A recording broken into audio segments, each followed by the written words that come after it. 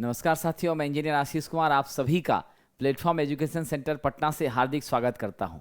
साथियों, आप सभी जानते हैं हमारी जेई की वैकेंसी जो है वो कभी भी आ सकती है। कहने का मतलब है, एक तो सबसे पहली वैकेंसी हमारी एसएससी जेई की, जिसने अपना डेट अनाउंस कर दिया और वो अक्टूबर में एग्ज़ाम लेने वाला है। तो हमारे जितने भी साथी हैं जो पास आउट हैं, बीटेक हैं, डिप्लोमा हैं, या जो अभी फाइनल सेमेस्टर में है, जिनका एग्ज़ाम निश्चित रूप से जून तक हो जाएगी, रिजल्ट आ जाएगी आपकी लास्ट जून तक में, वो छात्र भी एसएससी जेई के फॉर्म को भर देंगे, इसमें कोई शक नहीं है। तो एक तो परमानेंट वैकेंसी आपके लिए एसएससी जेई की हो गई, जिसे आप निश्चित रूप से तय समय पर दे सकते हैं। उसके बाद आरआरबी जेई की भी पूरी संभावनाएं हैं, ट्विटर कैंपेन भी चल रहा है और जितने भी पुराने बच्चे थे जिनका पेंडिंग रिजल्ट था या फिर जो वेटिंग लिस्ट में थे, सबको क्लियर किया जा चुका है। तो वहाँ भी आपके लिए एक बड़ी अपॉर्चुनिटी बनती है। फिर सीनियर सेक्शन इंजीनियर के भी पिछले 2021 में ही नवंबर में इन बातों पे चर्चा हो चुकी थी, ठीक है, कि हम एक अलग से एसएससी का सीनियर सेक्शन इंजीनियर का पद हम क्रिएट करके उसको डेवलप करेंगे। पहले प्रमोशन वाला था, उससे पहले एग्जाम भी हुआ करता था, तो वहाँ भी अपॉर्चुनिटी आपके लिए बनती है।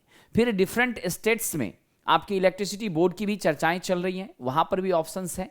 तो आपके लिए कुल मिलाकर के अगर माना जाए तो ये 2023 और 2024 का शुरुआत, ये दोनों वर्ष जो है ये कहीं ना कहीं से अपॉर्चुनिटीज़ का वर्ष रहने वाला है, उम्मीदों का वर्ष रहने वाला है और रिक्वायरमेंट यहाँ पर हैं जो आपको निसंदेह काफ़ी कैरियर के लिए एक बड़ा विकल्प तैयार करेगी। तो मैं आपके बीच आज उपस्थित हुआ हूँ साथियों, पावर सिस्टम के प्रीवियस ईयर के क्वेश्चंस जो विशेष रूप से पावर सिस्टम से पूछे गए हैं, आज मैं जनरेशन के प्रश्नों की चर्चा आपके बीच करूंगा। मैं आपके बीच बीच में उपस्थित होता ही रहूंगा और मैं कोशिश करूंगा कि आपको उन प्रश्नों पर हम डिस्कशन करें, चर्चा करें, जिससे आपको काफ़ी मदद मिलेगी और आप ये समझ पाएंगे हमें कि किस तरह से और किन तरह के प्रश्न पूछे जाते हैं और तैयारी हमें किस हिसाब से करनी है। आइए हम पहले प्रश्न की ओर बढ़ते हैं। हमारा आज का पहला प्रश्न देखिए क्या है। हमारा पहला प्रश्न है साथियों, हमारा पहला प्रश्न है, the value of demand factor is. Demand factor का मान होता है, सबसे पहले तो हम जाने डिमांड फैक्टर होता क्या है। साथियों, शॉर्ट फॉर्म में डिमांड फैक्टर को हम डीएफ से रिप्रेजेंट करते हैं और ये आपकी क्या होती है, मैक्सिमम डिमांड। कोई भी कंज्यूमर हो या कोई भी सिस्टम है या फिर आपकी पावर जनरेटिंग स्टेशंस हैं, वहां जितनी मैक्सिमम डिमांड उसके माध्यम से हुई है, अब बटा आपकी क्या होती है, टोटल कनेक्टेड लोड। क्या हो गई, टोटल कनेक्टेड लोड।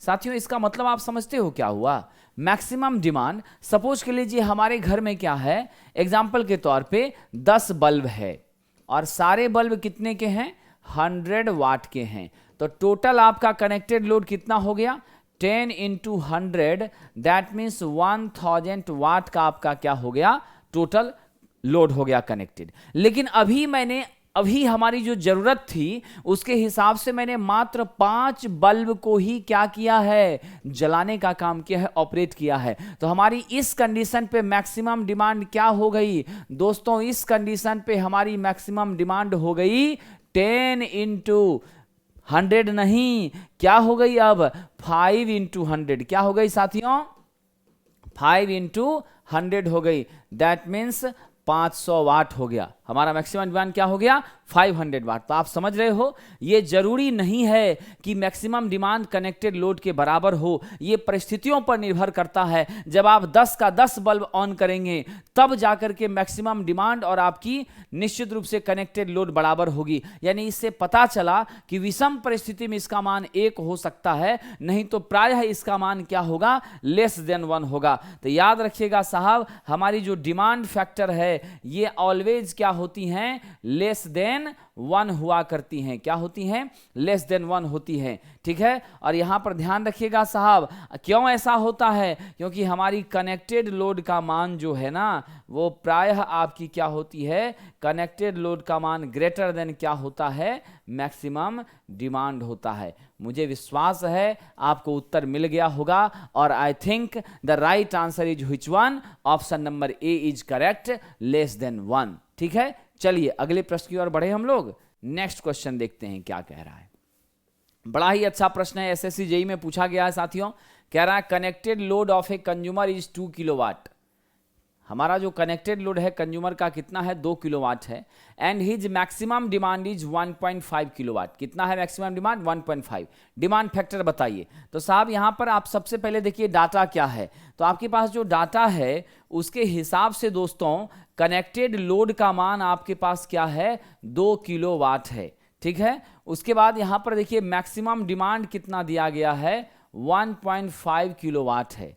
आपसे पूछा जा रहा है डिमांड फैक्टर। तो साथियों डिमांड फैक्टर आप जानते हैं ना, मैक्सिमम डिमांड बटा कनेक्टेड लोड।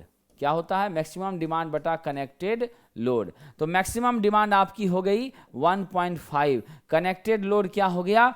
2। तो 1.5 बटा 2 कर दीजिए 0.75। क्या हो गया? 0.75। साहब आपने देखा डिमांड फैक्टर का मान 1 से कम हुआ। मैथमेटिकली भी ये बातें साबित हुई जो पहले प्रश्न में मैंने चर्चा की थी, और यहां पर भी आपको उत्तर मिल ही गया 0.75। The right answer is which one? Question number 2 का आंसर है ए। चलिए अब हम अगले प्रश्न की ओर बढ़ते हैं। हमारा तीसरा प्रश्न है the knowledge of diversity factor helps in computing. कह रहा है डाइवर्सिटी फैक्टर की जानकारी अगर हमें रहती है तो उससे हम किन चीजों की गणना कर पाते हैं, क्या बातें हमें पता चल पाती है हमारे पावर प्लांट में, इसके बारे में आपसे चर्चा किया जा रहा है। तो दोस्तों मैं सबसे पहले आपको बता दूं डाइवर्सिटी फैक्टर क्या होती है, ये जानना पहले जरूरी है, तब इससे फायदे क्या हैं ये हमें पता चलेगा। तो साहब डाइवर्सिटी फैक्टर का जो मान होता है ना, ये क्या होता है? टोटल, ध्यान रखिएगा, ये रेशियो होती है सम ऑफ इंडिविजुअल मैक्सिमम डिमांड। क्या होती है? सम ऑफ इंडिविजुअल, एक एक सिस्टम का individual maximum demand, sum of individual maximum demand. अब बटा आपकी क्या हो जाएगी? याद है आपको? यदि याद है तो कमेंट करके मुझे बताइए। दोस्तों sum of individual maximum demand by क्या हो जाएगी? Maximum demand of the power station. क्या होगी? Maximum demand of the power station, ठीक है, maximum demand of the system या पावर स्टेशन, ठीक है, क्लियर। तो डाइवर्सिटी फैक्टर आपकी क्या होगी? Sum of individual maximum demand बटा maximum demand of the power station. दोस्तों याद रखिएगा इंडिविजुअल मैक्सिमम डिमांड, इसको आप ऐसे समझिए मेरा घर है, आपका घर है, फिर किसी और का घर है, 3 घर अलग अलग हैं। मैंने अपने यहाँ 500 वाट कंज्यूम किया, उसने अपने यहाँ 700 कंज्यूम किया, उसने अपने यहाँ 300 कंज्यूम किया। हमारी इंडिविजुअल 500, उसकी 700, उसकी 300 है, ये तो हमारा पर्सनल हो गया। लेकिन जहां से हमने सप्लाई रिसीव किया वहां क्या मैक्सिमम डिमांड है? तो हमारे इंडिविजुअल डिमांड और उस प्लांट के मैक्सिमम डिमांड, इन दोनों का जो रेशियो है that is the diversity factor साहब, ठीक है। और याद रखिएगा ये जो हमारी डाइवर्सिटी फैक्टर होती है ना साहब, ये किस बात में मदद करती है? ये प्लांट की कैपेसिटी को डिटरमाइन करने में हमारी मदद करती है। क्या करती है साहब? प्लांट की कैपेसिटी, इसके माध्यम से हम क्या करते हैं?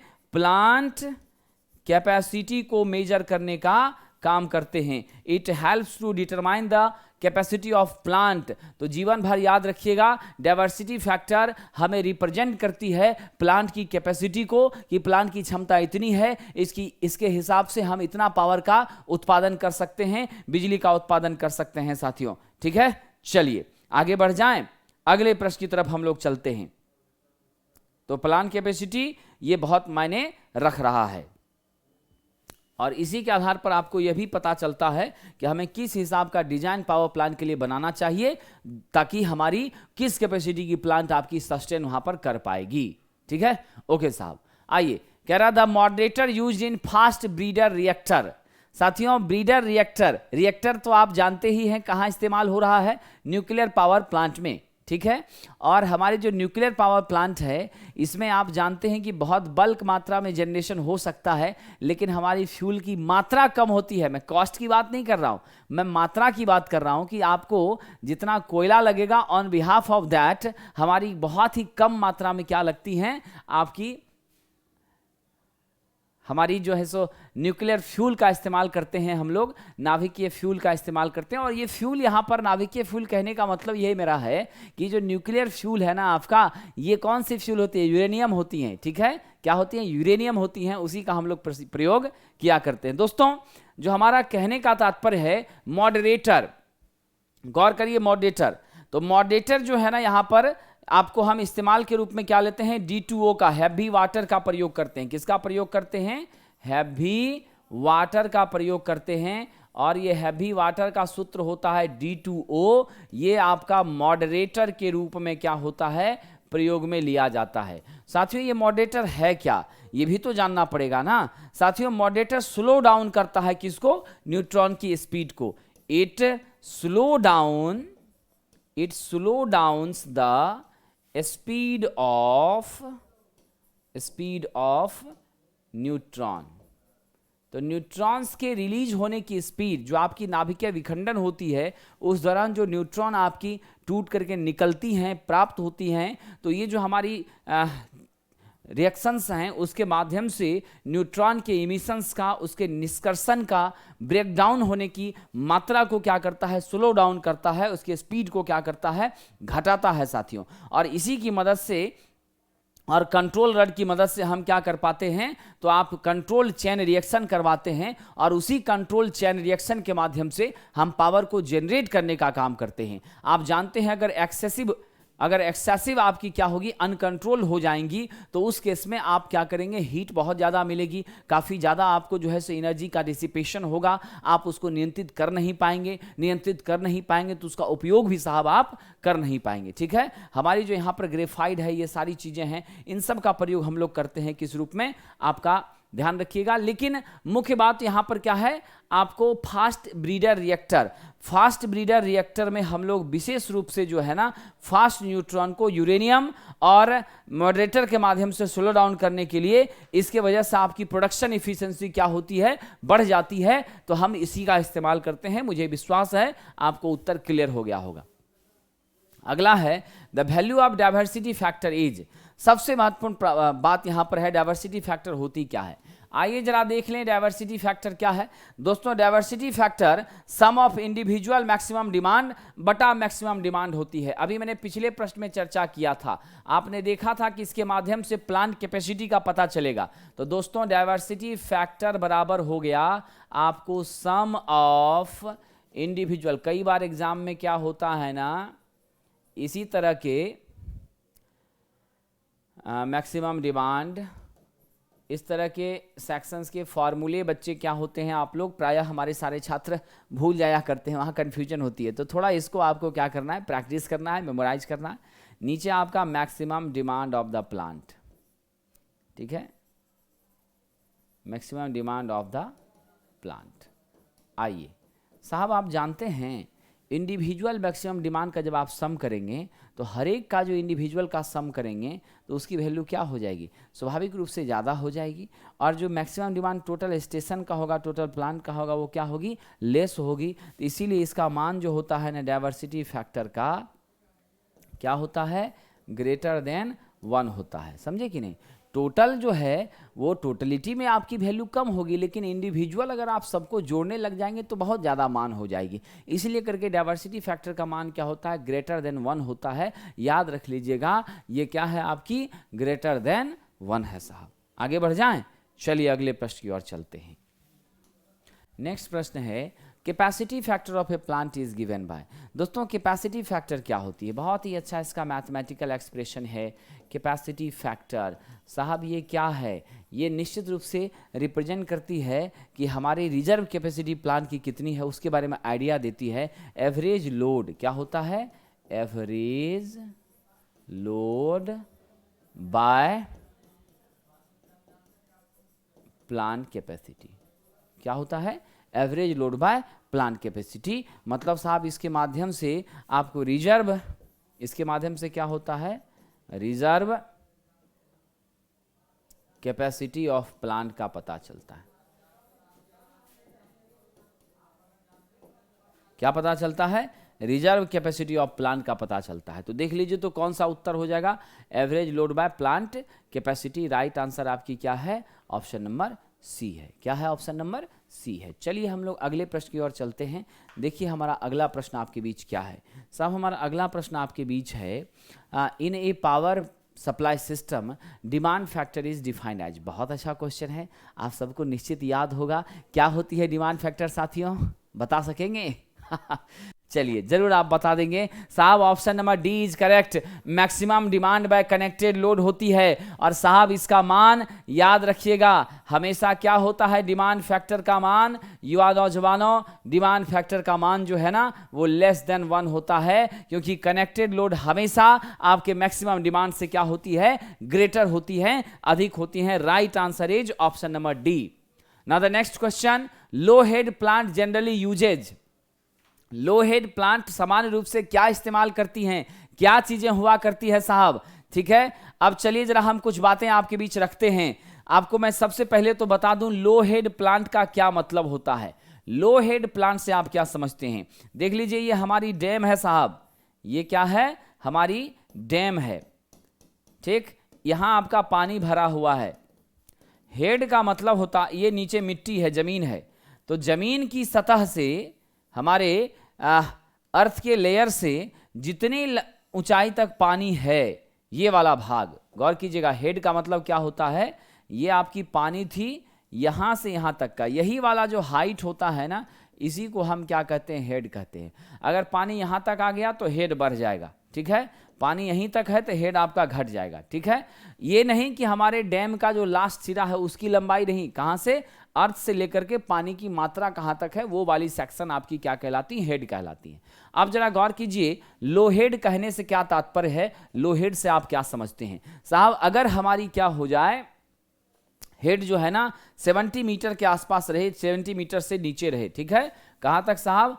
अप टू 70 मीटर हम क्या लेते हैं, लो हेड में कंसीडर करते हैं। और लो हेड के लिए जो सबसे अच्छा वाटर टरबाइन होता है वो हमारा कौन सा टरबाइन होता है साहब? वो आपका होता है कैप्लान टरबाइन। जीवन भर याद रखिएगा, लो हेड के लिए कैप्लान टरबाइन का प्रयोग करते हैं। किसका प्रयोग करते हैं लो हेड के लिए? कैप्लान टरबाइन का प्रयोग करते हैं, ठीक है। अब हम बात करेंगे लो के अलावे मीडियम हेड का। किसका बात करेंगे? मीडियम हेड का। मीडियम हेड की कितनी हाइट होती है दोस्तों? याद रखिएगा, मीडियम हेड की जो हाइट है ना वो 70 से 500 मीटर के बीच हुआ करती है। मैं अभी लेटेस्ट क्लासिफिकेशन जो हुआ है वो बता रहा हूं। मीडियम हेड का कितना रहता है? 70 से 500 मीटर की आपकी हाइट हुआ करती है। तो साथियों 70 से 500 मीटर की हाइट होती है, इसमें हम लोग मीडियम डिस्चार्ज टरबाइन का यूज करते हैं, ठीक है। क्या आपकी टरबाइन होगी यहाँ पर? ऐसी टरबाइन जो मीडियम डिस्चार्ज करने का काम करेगी। मीडियम डिस्चार्ज टरबाइन आपकी इस्तेमाल में ली जाएगी। फिर हम नेक्स्ट आइए, आपका फिर अगला क्या हो जाएगा? हाई हेड हो जाएगा। ध्यान देंगे युवा नौजवानों, अगला क्या हो जाएगा? High head. अब आपके बीच में बता दूं, हाई हेड आपका कहां से कहां तक? हाई हेड जो होता है दोस्तों, ये कहां से कहां तक? ये 500 मीटर से एबव, 500 मीटर से एबव। इससे क्या होता है?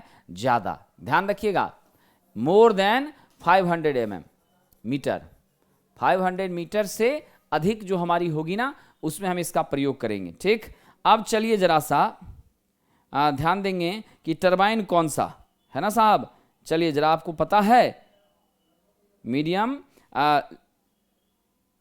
हाँ, हमारी हाई हेड टरबाइन के बारे में पूछ रहा था आपसे, जरा बताओ मेरे साथियों, हाई हेड टरबाइन कौन सी होगी? पेल्टन व्हील टरबाइन क्या होती है? हाई हेड टरबाइन होती है। पेल्टन व्हील, कौन सी?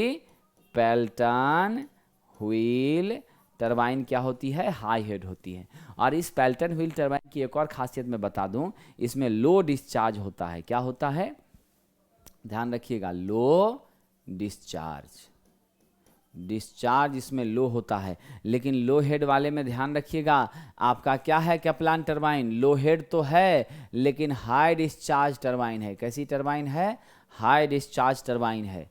2-3 चीजें याद रखिएगा, यहां से प्रश्न जरूर पूछा जाता है। हाई डिस्चार्ज टरबाइन, मीडियम वाला क्या करता है? मीडियम डिस्चार्ज करता है। और मीडियम डिस्चार्ज टरबाइन का एग्जाम्पल कौन सा है?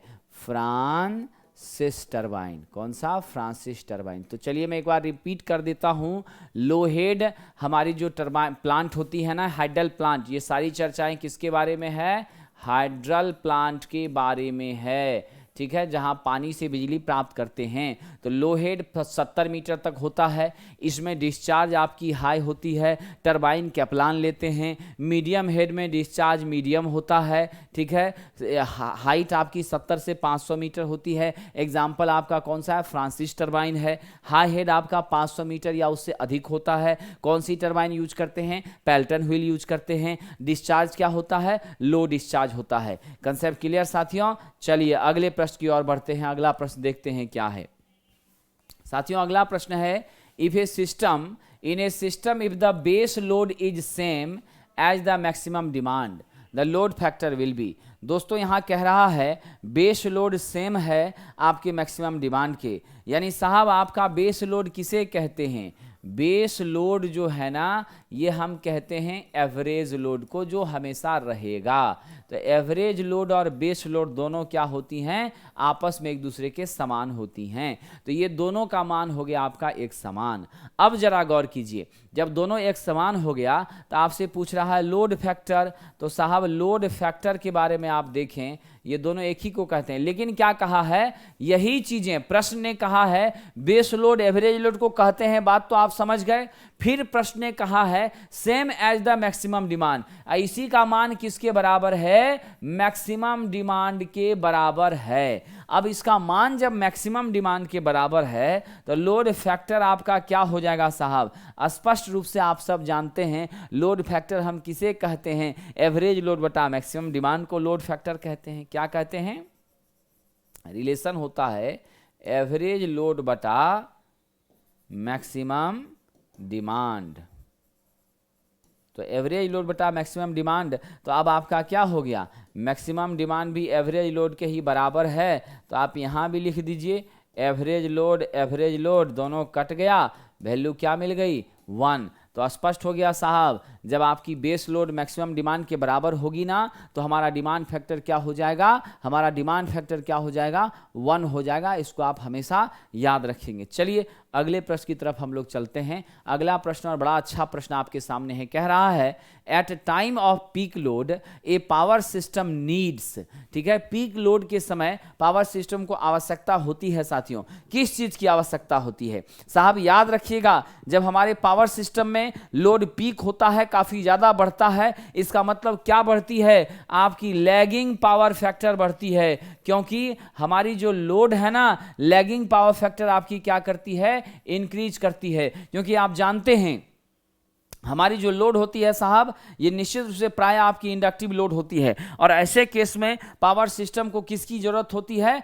इंजेक्शन ऑफ लैगिंग VAR की। किसकी जरूरत होती है, injection of lagging VAR, volt ampere reactive. क्योंकि आप सब जानते हैं ना, नॉर्मल कंडीशन में हमारी सामान्य अवस्था में जो अल्टरनेटर है उसके माध्यम से आपको यही जनरेशन होता है, वोल्ट एम्पियर रिएक्टिव आपकी क्या होती हैं, रिएक्टिव पावर होती हैं, और यही जनरेट होकर के प्राप्त होता है। जब अंडर एक्साइटेशन में जाते हैं तब वह लीडिंग देता है, ओवर एक्साइटेशन में वो निश्चित रूप से क्या करता है, आपका ओवर एक्साइटेशन में लैग करेगा, अंडर एक्साइटेशन में लीड करेगा, और सामान्य में आपका VAR हमारा जो जनरेट करेगा वो भी कहीं न कहीं लैगिंग नेचर का ही होगा। तो आप VAR के बारे में जरा देख लें, Q बराबर क्या होता है, VI sin phi होता है, ठीक है, और इसी का यूनिट हम क्या रिप्रेजेंट करते हैं, वोल्ट एम्पियर रिएक्टिव। ये आपकी क्या होती है, रिएक्टिव पावर होती है। क्या होती है साथियों, रिएक्टिव पावर होती है।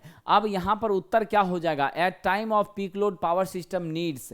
तो पीक लोड के समय क्या होना चाहिए पावर सिस्टम में साहब, लैगिंग वोल्ट एम्पियर रिएक्टिव का इंजेक्शन होना चाहिए, इंजेक्शन, ठीक है डिस्पोजल नहीं साहब, इंजेक्शन होना चाहिए। चलिए इनपुट के रूप में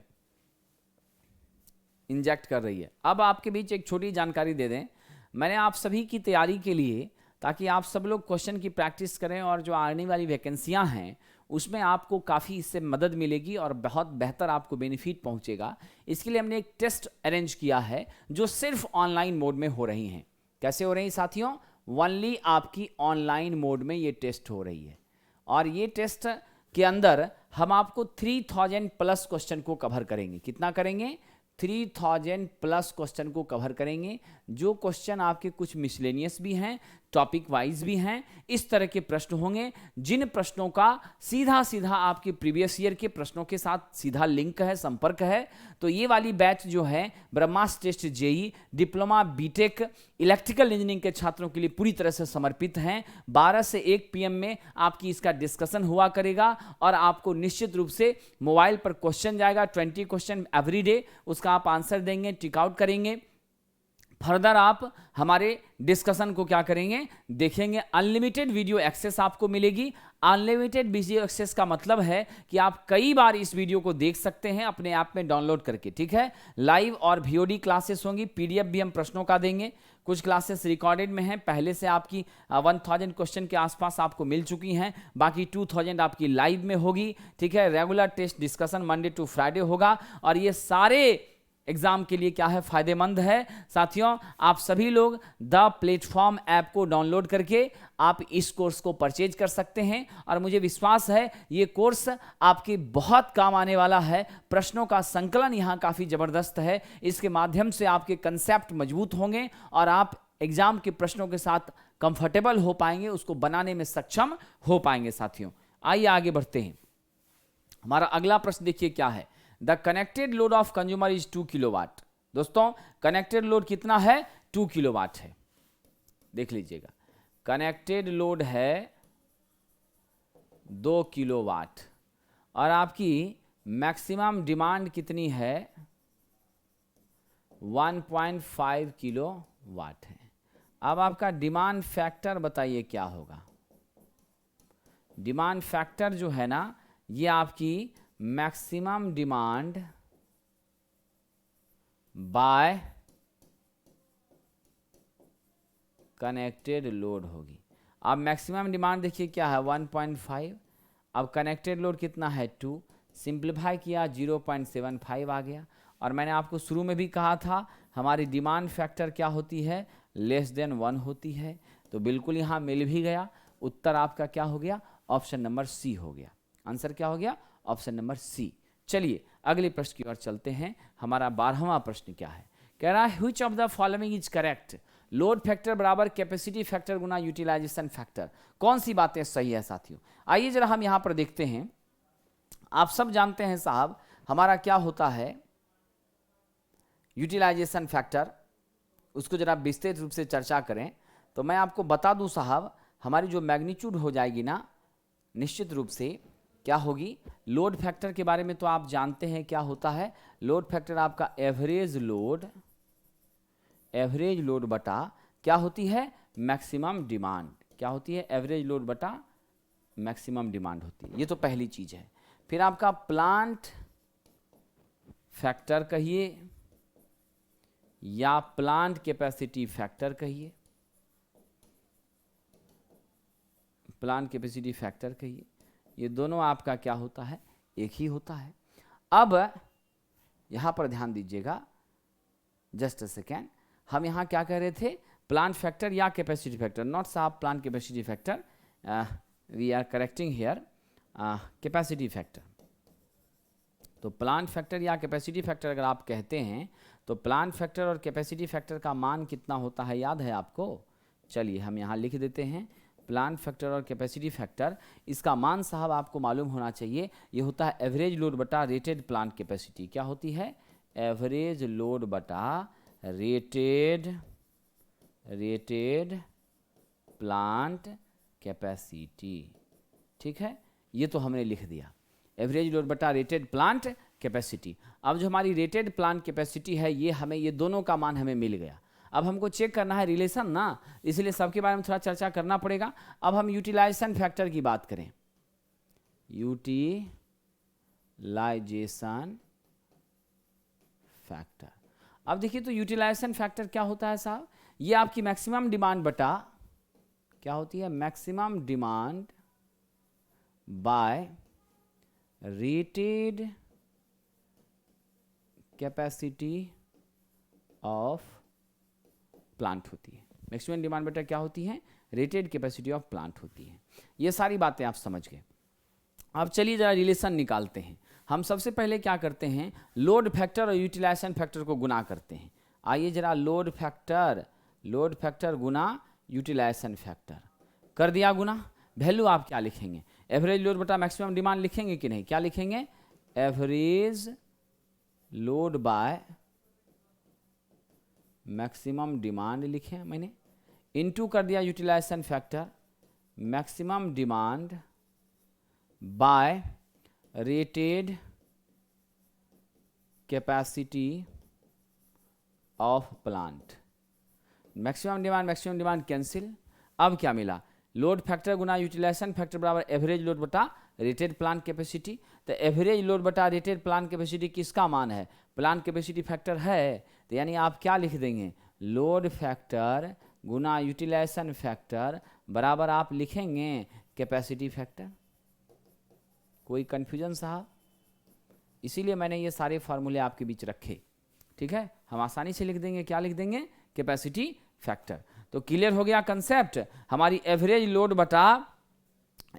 बटा रेटेड कैपेसिटी ऑफ प्लांट मिला। एवरेज लोड बटा रेटेड कैपेसिटी ऑफ प्लांट क्या होता है, यही ना आपका कैपेसिटी फैक्टर या प्लांट फैक्टर होता है। और बाकी इधर मल्टीप्लाई किसको किया था, हमने लोड फैक्टर और यूटिलाइजेशन फैक्टर को मल्टीप्लाई किया था। तो इससे हमारे ये दोनों के प्रोडक्ट का जब आइडेंटिफिकेशन हो गया तो हमारी वैल्यू क्या मिल गई साहब, कैपेसिटी फैक्टर मिल गई। तो क्या हो जाएगा उत्तर, जीवन भर याद रख लीजिएगा, capacity factor is the product of load factor and utilization factor. तो we are answering which one option, the right answer is capacity factor equal to load factor into utilization factor, option number C is correct. तो साथियों इस तरह से आपने देखा कि अगर फॉर्मूले हमें मालूम हैं तो हम निश्चित रूप से इन छोटे छोटे प्रश्नों की कैलकुलेशन, इसका तुरंत हम आइडेंटिफिकेशन कर लिया करते हैं। दोस्तों 1 BOT किसके बराबर होता है, 1 board of trade unit of electricity. जीवन भर याद रखना, BOT का पूरा नाम होता है बोर्ड ऑफ ट्रेड। क्या होता है इसका, board of trade. Unit of electricity क्या है, यूनिट ऑफ इलेक्ट्रिसिटी। इसका जो मान होता है ना साहब, ये इसी को हम लोग एक यूनिट कहते हैं। और एक यूनिट यानी कि BOT किसके बराबर, 1 किलोवाट आवर के बराबर। इसी का मान साहब 1000 वाट आवर होता है। अगर इसको हम सेकंड में लेकर जाएं तो आप क्या लिखेंगे, 1000 इंटू आवर में 3600 सेकंड होता है, तो यानी 36 इंटू 10 के पावर 5 वाट सेकंड हो जाएगा। क्या हो जाएगा, 36 इंटू 10 के पावर 5 वाट सेकंड हो जाएगा। लेकिन अभी हमारे ऑप्शन के हिसाब से क्या दिया है, 1 kilo watt hour is the right answer. ये सही नहीं है, ये भी गलत है साहब, ठीक है। चलिए हम अगले प्रश्न की ओर चलते हैं। और अगला प्रश्न देखिए क्या है, कह रहा to reduce the cost of electricity generation. दोस्तों इलेक्ट्रिसिटी जनरेशन के कॉस्ट को घटाने के लिए हमें क्या करना पड़ेगा। आप जानते हैं लोड और डाइवर्सिटी फैक्टर जो है ना, वो बड़ा इंपॉर्टेंट रोल प्ले करता है cost of generation of unit में। ध्यान रखिएगा साथियों, cost of generation of unit यानी KWH में 1 किलोवाट आवर यानी 1 यूनिट को जनरेट करने में कितना खर्च पड़ा है, ये चीजें जो है ना किस पर डिपेंड करती हैं, ये आपकी डिपेंड करती हैं load factor and diversity factor. Load factor और डाइवर्सिटी फैक्टर पर ये दोनों चीजें क्या होती हैं, आपकी डिपेंड करती हैं। जब लोड फैक्टर और डाइवर्सिटी फैक्टर पर ये दोनों बातें आपकी निर्भर करती हैं, तो इससे आपको क्या पता चला, हमारी higher the value of load factor and diversity factor lower will be the cost of generation. साहब जिंदगी भर याद रख लीजिएगा, आपका load factor and diversity factor diversity factor इसका मान जितना अधिक होगा, हायर होगा, आपकी करस्पॉन्डिंगली क्या हो जाएगी, निश्चित रूप से कॉस्ट ऑफ जनरेशन में खास करके per unit, cost of generation per unit, ये आपकी क्या हो जाएगी, लेस हो जाएगी, घट जाएगी, यानी इन्वर्सली प्रोपोर्शनल होता है। आप ऐसे कह सकते हैं load factor and diversity factor inversely proportional to generation cost per unit, generation cost per unit. Concept clear, ये बढ़ेगा कॉस्ट घटेगा, ये घटेगा, कॉस्ट बढ़ेगा, क्या होगा उत्तर? अब तो स्पष्ट है ना आपके सामने। तो दोस्तों निश्चित रूप से आपका उत्तर हो जाएगा option number D, the load factor and diversity factor must be high. कीमत कम करनी है, इस दोनों को क्या करना पड़ेगा? ज्यादा रखना पड़ेगा। क्लियर? आइए अगले प्रश्न की ओर चलते हैं। हमारा अगला प्रश्न कह रहा है if F is the load factor the loss factor is given by. दोस्तों अगर आपकी एफ क्या होती है? लोड फैक्टर, तो लॉस फैक्टर क्या होता है? आइए जरा हम देख लेते हैं। दोस्तों लॉस लोड फैक्टर का मान होता है, लॉस लोड फैक्टर का क्या मान होता है? इसका मान होता है A F plus 1 minus A F का स्क्वायर। क्या होता है? A F plus 1 minus A F का स्क्वायर। और यहां पर मैं जान लें, आपको मैं बता दूं, लॉस लोड फैक्टर जो है ना वो कॉपर लॉस को कंसीडर करती है। ठीक है, किसको हम कंसीडर करें? टेकन पीसीयू कितना? 0.25। जनरली यही लिया जाता है। अगर 0.25 हमने कॉपर लॉस को ले लिया तो ए का मान क्या हो गया? 0.25 हो गया। अब इसको फॉर्मूला में पुट कर दीजिए, लॉस लोड फैक्टर बराबर 0.25 एफ प्लस 1 माइनस 0.25 एफ का स्क्वायर। क्या लिखेंगे? 0.25 एफ, ठीक है, प्लस 1 में से 0.25 चला गया तो 0.75 एफ का स्क्वायर। ये मैग्नीट्यूड क्या मिल गया? लॉस लोड फैक्टर का। क्या मैग्नीट्यूड मिल गया? लॉस लोड फैक्टर का। देखिए तो कौन मैच कर रहा है? Option number B. तो सही उत्तर आपका क्या हो गया? Option number B, 0.25 F plus 0.75 F का स्क्वायर। दोस्तों याद रखिएगा इसका कैलकुलेशन हम लोग कैसे करते हैं? Average load loss to the peak load loss. ध्यान रखिएगा लॉस लोड फैक्टर का कैलकुलेशन होता है एवरेज लोड लॉस बटा peak load loss.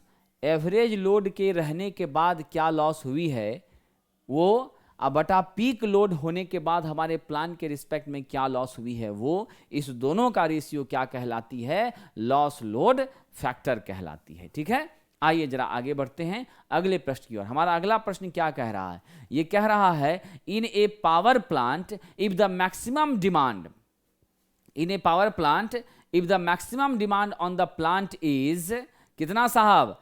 Is equal to the plant capacity. Maximum demand किसके बराबर हो गया? प्लांट कैपेसिटी के बराबर हो गया। फिर क्या होगा? तो साहब जब हमारा मैक्सिमम डिमांड प्लांट कैपेसिटी के बराबर हो गया, ऐसी परिस्थिति में क्या होगा? दोस्तों याद रखिएगा, आपको मैं बता दूं एक फॉर्मूला है रिजर्व कैपेसिटी का। क्या होती है रिजर्व कैपेसिटी? मतलब आपने बचाकर कितना रखा है, यही रिजर्व कैपेसिटी है। यानी plant capacity minus maximum demand क्या होती है? Plant capacity minus maximum demand, इसका मान साहब होता है। और आपको क्या कहा है क्वेश्चन ने? क्वेश्चन ने कहा है प्लांट कैपेसिटी बराबर किसके है? मैक्सिमम डिमांड के है। यानी जितनी कैपेसिटी प्लांट की है, अगर मेरा 50 मेगावाट का प्लांट है तो 50 हमारी डिमांड भी है। जितना हम उत्पादन कर रहे हैं उतनी ही हमारी क्या हो रही है? कंजप्शन भी हो रही है, लोड को भी जा रही है। हमारे पास बचा क्या? कुछ भी नहीं बचा साहब। यानी स्पष्ट है ऐसे केस में रिजर्व कैपेसिटी आपकी क्या हो जाएगी? इसका मान 0 हो जाएगा। ऐसे केस में रिजर्व कैपेसिटी का मान क्या हो जाएगा? 0 हो जाएगा। तो which one is correct answer? आइए दोस्तों क्या जवाब देंगे? Right answer is B, plant reserve capacity will be 0। इसमें क्षमता बिल्कुल भी बचा कर रखने की नहीं है। ठीक है, ओके ओके। आइए अगले प्रश्न की ओर। कह रहा है diversity factor has direct effect on the, आपने देखा था अभी तुरंत, डाइवर्सिटी फैक्टर और लोड फैक्टर सीधे सीधे हमारी पर यूनिट जनरेशन कॉस्ट को प्रभावित करती है। अगर डाइवर्सिटी फैक्टर ज़्यादा रहती है, लोड फैक्टर ज़्यादा रहती है तो पर यूनिट जनरेशन का कॉस्ट कम होता है। अगर ये दोनों कम होती है तो पर यूनिट जनरेशन का कॉस्ट बढ़ जाता है। तो राइट आंसर क्या हो जाएगी साहब? Diversity factor has direct effect on which one? तो याद रखेंगे diversity factor has direct effect on fixed cost of the unit generation. क्या होता है? Fixed cost of the unit generation. ध्यान रखिएगा, ऑपरेटिंग कॉस्ट नहीं, किस पर? फिक्स्ड कॉस्ट जो हमारे यूनिट जनरेशन की होती है वो। और जीवन भर याद रखना है कि आपकी डाइवर्सिटी फैक्टर का मान सदैव क्या होगा? ग्रेटर देन 1 होगा दोस्तों। कितना होगा? ग्रेटर देन 1 होगा, इसमें कोई शक नहीं है। ठीक है। और एक और बात ये देखिएगा, जितना हाई रहेगा ना डाइवर्सिटी फैक्टर, प्लांट के इंस्टॉलेशन का कॉस्ट भी, इक्विपमेंट का कॉस्ट भी ऑन बिहाफ ऑफ दैट क्या होता है? कम होता जाता है। निश्चित रूप से इसमें कोई शक नहीं है। प्लांट के इक्विपमेंट का कॉस्ट, हमारे कंस्ट्रक्शन का कॉस्ट, ये सब भी क्या होती है? कम हो जाया करती है। चलिए अगला और बड़ा अच्छा प्रश्न है, ये देखिए क्या कह रहा है दोस्तों। ये प्रश्न कह रहा है demand, maximum demand of consumer is 2 kilowatt, daily energy consumption is 24 unit, load factor क्या होगा? बताइए। बहुत ही मजेदार प्रश्न आपके बीच है। मुझे विश्वास है कि आप सभी लोग इसका आंसर देने में सक्षम हैं और दे सकते हैं। चलिए देखते हैं हम लोग क्या हो सकता है। क्वेश्चन में मैक्सिमम डिमांड का मान कितना दे दिया है साहब? ये दे दिया है 2 किलो वाट। कितना दे दिया है? 2 किलो वाट दे दिया है। डेली एनर्जी कंजप्शन कितना हो रहा है? डेली एनर्जी कंजप्शन ये आपका हो रहा है 24 kWh। यही आपका 24 यूनिट्स होता है। आप जानते हैं 1 यूनिट बराबर 1 kWh होता है कि नहीं है? अब जब हमें ये दोनों मिल चुका है, अब आप क्या करेंगे? परसेंटेज लोड फैक्टर निकालेंगे। परसेंटेज लोड फैक्टर निकालेंगे। क्या होगा हमारा परसेंटेज लोड फैक्टर? आइए जरा देखते हैं। परसेंटेज लोड फैक्टर हो जाएगा साहब एवरेज लोड, क्या होगी? एवरेज लोड गुना 24, अब बटा, डेली की बात है ना, इसीलिए हम 24 से गुना कर रहे हैं, बटा मैक्सिमम डिमांड, मैक्सिमम डिमांड गुना 24। ये दोनों आपका हो गया एवरेज लोड गुना 24 बटा मैक्सिमम डिमांड गुना 24। परसेंटेज है तो आप 100 से यहाँ क्या कर दीजिए? मल्टीप्लाई कर दीजिए। परसेंटेज है तो क्या करिए? 100 से मल्टीप्लाई कर दीजिए। अब आपका क्या होगा साहब? यह जो एवरेज लोड 24 घंटे में है, यही ना आपकी है यूनिट जनरेटेड, यही ना आपकी होती है यूनिट जनरेटेड। कितना यूनिट आपने जनरेट किया है वही ना आपका हुआ घुमा फिरा करके। मतलब क्या हो गया? इसी फॉर्मूले को आप ऐसे लिख सकते हैं। मैं आपको इसलिए बता रहा हूं क्योंकि इस तरह का प्रश्न आपको कई बार मिलेगा दोस्तों, और उस समय आपको परेशान नहीं होना है। तो आप क्या करेंगे इस जगह पर? निश्चित रूप से आप लिख देंगे unit generated in 24 hour, unit generated in 24 hour by, आप क्या लिखेंगे? Maximum demand in 24 hour. क्या हो जाएगा? मैक्सिमम डिमांड इन 24 आवर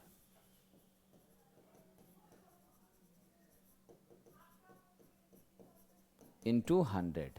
अब चलिए जरा हम वैल्यू रख दें, बहुत आसानी से रख सकते हैं लोड फैक्टर का मान। What will be the magnitude? आपके पास 24 है यूनिट जनरेटेड 24 घंटे में, इंटू 100 बाय क्या हो जाएगा? मैक्सिमम डिमांड आपका कितने देर में साहब? 24 घंटे में। तो मैक्सिमम डिमांड आपका 2 है, गुना 24 कर दिए। Clear concept? कोई कंफ्यूजन तो नहीं? ये 100 ये वाला 100 है, बाकी नीचे 2 गुना 24 क्या हो गया आपका? 24 इंटू 100 बाय 48 हो गया। यहां से 2 बार में कट गया, यानी 50% आपका आ गया। राइट आंसर आपकी क्या हो जाएगी? 50 हो जाएगी। ऑप्शन नंबर सी हो गया। क्या हो गया? 50 हो जाएगी, ऑप्शन नंबर सी। तो सारे फॉर्मूले आपके इंटरलिंक्ड होते हैं और एक दूसरे से जुड़े होते हैं, इसमें कोई शक नहीं है साहब। चलिए तो हम अगले प्रश्न की ओर बढ़ते हैं और देखिए हमारा अगला प्रश्न क्या है। निश्चित रूप से साथियों हमारा अगला प्रश्न देखिए, यहां मिस्टेकली मुझे लगता है कि ये केबल का जो पिक्चर है वो यहाँ पर आपका बाय मिस्टेक से आ चुका है, इसकी कोई जरूरत यहाँ नहीं थी। आइए 19 नंबर में हम बात करते हैं। क्वेश्चन क्या कह रहा है? कह रहा है कि इंडस्ट्रियल कंज्यूमर है, डेली लोड पैटर्न उसका 2000 किलोवाट का है, 0.8 लैगिंग पावर फैक्टर पर 12 घंटे के लिए, 1000 किलोवाट है यूनिटी पावर फैक्टर पर 12 घंटे के लिए, टोटल लोड फैक्टर क्या हो जाएगा ये बता दीजिए। तो सबसे पहले हम लोग क्या करते हैं? एनर्जी कंजप्शन कैलकुलेट कर लेते हैं, ठीक है? तो उससे हमें बहुत आसानी हो जाएगी। तो आइए जरा एनर्जी कंजप्शन कैलकुलेट कर लेते हैं। एनर्जी कंजप्शन हमारा क्या हो जाएगा? पहला वाला क्या था? 2000 किलोवाट, कितने देर के लिए? 12 घंटे के लिए, प्लस दूसरा क्या था आपका? 1000 कितने देर के लिए? 12 घंटे के लिए। दोनों को हमने सिंप्लीफाई कर लिया। How much will be value, 2000, 1000, 3000, और दोनों में 12 से गुना कर दीजिए तो आपका 3000 गुना आपका क्या हो गया 12। After solving what you get, after solving हमारी जो भी वैल्यू मिलेगी उसको हम डायरेक्ट पुट कर देंगे, कोई दिक्कत नहीं, या आप ऐसे भी कर सकते हैं। 36 हो गया, उसके ऊपर में 3 जीरो, यानी 36,000 आपकी हो जाएगी।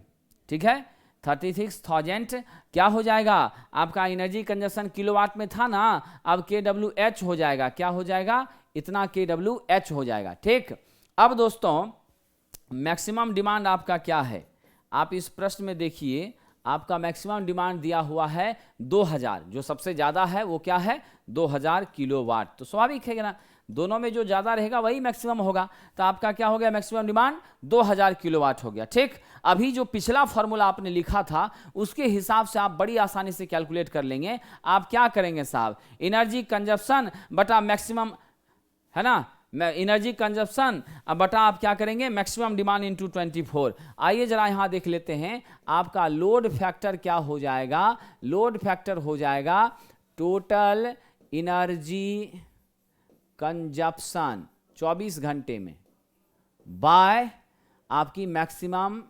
डिमांड गुना 24 इंटू 100, है ना, इंटू यहाँ 100, तो आप यहाँ 100 से क्या करिए गुना कर दीजिए अल्टीमेटली बाहर में, तो हम यहाँ लिख दें टोटल एनर्जी कंजप्शन आपका कितना था 36,000 था, बाय आपकी क्या हो जाएगी मैक्सिमम डिमांड 2000 इंटू 24 इंटू 100।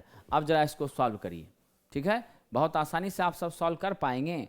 आप 100 से मल्टीप्लाई कर देंगे तो हमारा परसेंटेज में निकल जाएगा, अगर 100 से मल्टीप्लाई नहीं करेंगे तो आपका परसेंटेज में नहीं निकलेगा। तो हमारे पास पूछ रहा है लोड फैक्टर सिर्फ, तो हम यहाँ परसेंटेज करने की कोई ज़रूरत हमें नहीं थी, इसीलिए हमने 100 को हटा दिया। अब इसको सॉल्व कर लीजिए, देख लीजिए वैल्यू क्या मिलेगी। दोस्तों जब इसको सॉल्व करते हैं तो स्पष्ट रूप से 0 0 0 0 0 0 कैंसिल, ये आपका 12 हो गया, 18 हो गया, 18 है ना, और 18 फिर यहाँ से कैंसिल हो गया 24, तो आपका ये 9 ये 12 है ना, यहाँ 3 यहाँ 4, यानी 3/4 आ गया। 3/4 को मैथमेटिकली जब रिजॉल्व करते हैं तो वैल्यू क्या मिलता है 0.75 मिलता है। उत्तर आपका बी नंबर आ गया। बहुत ही आसान था प्रश्न साथियों, उसमें चिंता करने की बात नहीं है। यहाँ पे लेयर दिखाया गया है, कंडक्टर है, फिर आपकी पेपर इंसुलेशन लगाई गई है, उसके बाद लेड शीथ लगाते हैं नमी को ना सोखे, फिर हम बेडिंग करते हैं जर्क ना लगे, आर्मरिंग करते हैं कि हार्ड जो आपका मैकेनिकल इंजरी है उससे बचने के लिए, और लास्ट में सर्विंग जो सबसे ऊपर रहता है हमें दिखता है वो लगाते हैं। चलिए तो आज का आखिरी प्रश्न हम देखते हैं, फिर आपके बीच हम उपस्थित होंगे साथियों। आज का आखिरी प्रश्न देखिए क्या है। एक कंज्यूमर कह रहा दोस्तों, एक consumer has annual consumption 70,000 just a second 7,08,000 कितना है 7,08,000 unit. If the maximum demand is 200 kilowatt the load factor will B. बड़ा ही अच्छा प्रश्न है दोस्तों, बिल्कुल वही वाला एनालिसिस जो आपने किया था वही करिए। ठीक है, लोड फैक्टर आपने अभी देख ही लिया है, कुछ करने की विशेष आवश्यकता नहीं है। क्या होगी आपकी एनर्जी कंजप्शन,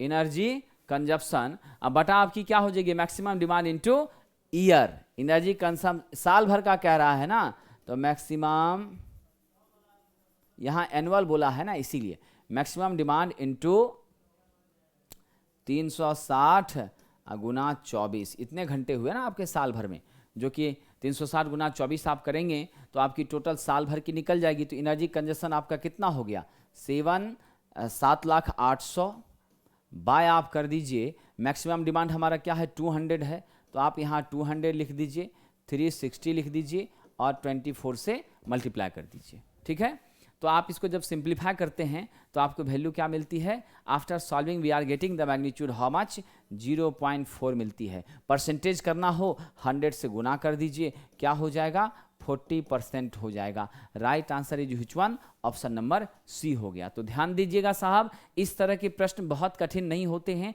बड़े सरल होते हैं, लेकिन ऐसे प्रश्न जेई के एग्जामिनेशन में एक या दो तो जरूर रहते हैं। एसएससी जेई में तो गारंटी के साथ रहता है। और स्टेट इलेक्ट्रिसिटी बोर्ड में, यूपी पीसीएल में, बीएसपीएससीएल में, यहाँ पावर सिस्टम से ज्यादा क्वेश्चन जहाँ पूछा जाता है, आपके राजस्थान आरबीयूएनएल हो, जेबीयूएनएल हो, इन सारे जगहों पर हो, एमपी पीसीएल आपका हो, निश्चित रूप से मध्य प्रदेश की पावर कॉर्पोरेशन लिमिटेड हो, उन सभी जगहों पर आपकी ऐसे प्रश्न पूछी जाती हैं, इसमें कोई संदेह नहीं है। तो इसीलिए करके आप ऐसे प्रश्नों की प्रैक्टिस आरंभ कर दें साथियों। और मुझे विश्वास है कि अगर आप प्रश्नों को बनाते हैं और हमसे जुड़ते हैं तो आपको फायदा होगा। एक सूचना आपको दे देता हूं, हमारी जेई की फाउंडेशन बैच जो है, विशेष रूप से एसएससी जेई के लिए और आरआरबी जेई के लिए, बीएसपीएससीएल के लिए, डीएमआरसी, पीजीसीआईएल और जितनी पीएसयू होती हैं उनके लिए क्लासेस बाइलिंगुअल में साथियों होती हैं, इसमें चिंता करने की बात नहीं है। लेकिन स्टडी मटेरियल आपको मिलेगा, अंग्रेजी में मिलेगा, हमारी स्लाइड्स इंग्लिश में होंगी, हम समझाने का काम हिंदी में करेंगे, ठीक है। और कंप्लीट डिटेल एक डायनामिक स्टडी मटेरियल आपको प्रदान करेंगे। मेरा विश्वास रखिए, ये जो डायनामिक स्टडी मटेरियल है, ये आपको अपने आप में जो है सो एक ताकत भर देगा और उससे बाहर प्रश्न कहीं से कुछ जाने का संभावना नहीं है। और आप फाउंडेशन का मतलब होता है कंप्लीट प्रिपरेशन। यहां सिर्फ ऑब्जेक्टिव की बात नहीं है, टोटलिटी में सब्जेक्टिव और प्रश्न आप खुद से बनाना शुरू कर देंगे। तो निश्चित रूप से ये बैचेज आपकी जो है सारे पीएसयू के लिए हैं। कुछ आपकी रिकॉर्डेड क्लासेस भी हैं, 20% आपकी क्या है साहब रिकॉर्डेड क्लासेस हैं और 80% आपकी लाइव क्लासेस होंगी। समय है आपका 3 से 5 PM और ये स्टार्ट हो रहा है 2 फरवरी 2023 से और इसकी फी आपकी 1999 रुपए है। आप निश्चित रूप से जुड़ें और अपनी तैयारी को एक ताकत देने का काम करें और अपने जेई बनने के सपने को साकार करें। हम आपके बीच उपस्थित होते रहेंगे। आप सभी को उज्जवल भविष्य की हार्दिक शुभकामनाएं। बहुत बहुत धन्यवाद।